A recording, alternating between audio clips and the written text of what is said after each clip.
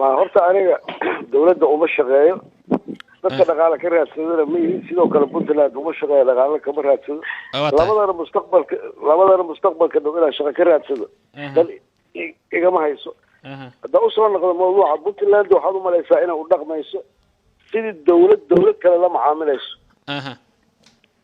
الشرب بعمل قبلات جرتو مركز سومالي دعنا عسكري كنا انت اينها اللي بنتلاند مركز تيلا ايات شيغتو على حستا قروه تو كان دولدي تما حتى هدي رئيس وزراء كيين او مدحوينه كيين waxa badala su'aalo waxay la yimaadeen nalama tixgelin nalama yeelin maamul goboleedyada kala jira isku xuquuqayeen ma qaylin hadii iyada taada la yeelo haymaanaas mid kale inay jiraan taada la yeelo hatta labada dan ay isku hortimaado تذكر arrimaha dibadda la kala tashan arrimaha dibadda ma aha sharciga in laga tashado waxyaaba exclusive ay xaq u leedahay dawladda dhaxo kaliya way hadii laga tashanayo Puntland dada ugu jiro arrimaha dibadda wasiirka arrimaha dibadda waa reer Puntland aqalka sare waa joogan baarlamaanka waa joogan dadkaas ku dhex jira dawladda ay iyaga masalayeen inay ka hadlaan iyada inay gooni u istaagto ay uga hadasho waa khalad kale inay waxa ay qabto u soo dhiibto wakiiladeeda dawladda ugu dhex jiro laakiin aadayn joogta waxa hadalka saaxiibkay ku jirtay waxay la wadaagaysaa oo kelmaddu isticmaalay waayo aragnimada ay dheer tahay gobolada kale si hadii loo fiiriyo lixda meeyada marka xusto xorida marka la qaatay ra'iisul wasaare madaxweyne ra'iisul wasaare kulli wuxuu ka imaanay Puntland taliya booliska wuxuu ahay Puntland wasiirka arrimaha gudaha wuxuu ahay Puntland ka xagga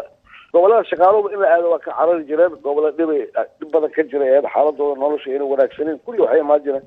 dawladda dhexe involved ku dhaqdeen hadda markii dagaalada suka ay dhacay Puntland dhulkii ku dhaqdeen waa amareen waa dhiseen laakiin wali waxa ma leeyahay riyadii lixdankii inuu ku hal qabsanayo leeyahay waa ugu horeeyna dadka kale dawladnimada ma ina dadka dawladnimada waa la wada bartay waa la joogay